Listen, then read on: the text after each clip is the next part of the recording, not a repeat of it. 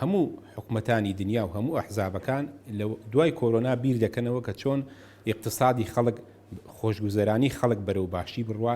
بەڕێی من حکومەتی ئێمە سەرۆکایەتی حکومەت لەوە مۆفەق نەبووە، دەبوو سپاسی فەرمانبەران و خەڵک بکە، دەبوو سپاسی حیزبە سیاسیەکان بکە. ئێمە وەکو یەکێتی لە بەرەنگاربوونەوەی کۆرۆنا دەورێکمان هەبووە لە وەکو حکومەت ئیشمان کردووە، لە هاوکاری نەخۆشخانەکانمان کردووە، ڕێنماییمان داوە بە خەڵک، هاوکاری خەڵکمان کردووە لەم وەزعی کە بەسەری هاتووە. تەنانەت مەوادی مختبەریمان دابین کردووە بۆ نەخۆشخانەکان، لە سنوورەکان نەخۆشخانەمان دروست کردووە.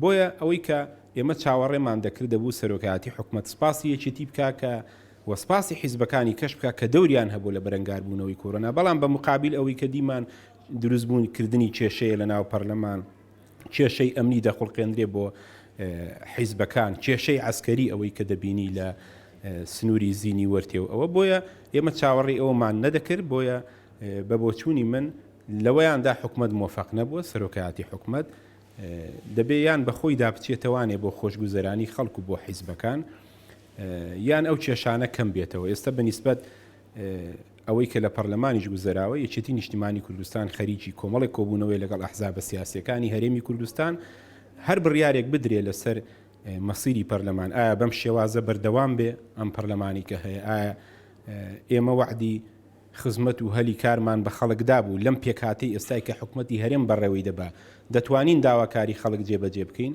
بۆیە بە بڕوای ئێمە هەتا ئێستا ئێمە نەمانتوانیوە لەم پێکهاتەی کە حکومەتی هەرێم پێی بەڕێوە دەچێ بتوانین داواکاری هەلی کار و خزمەت کە وعدمان بە خەڵکدا بوو جێبەجێ بکەین.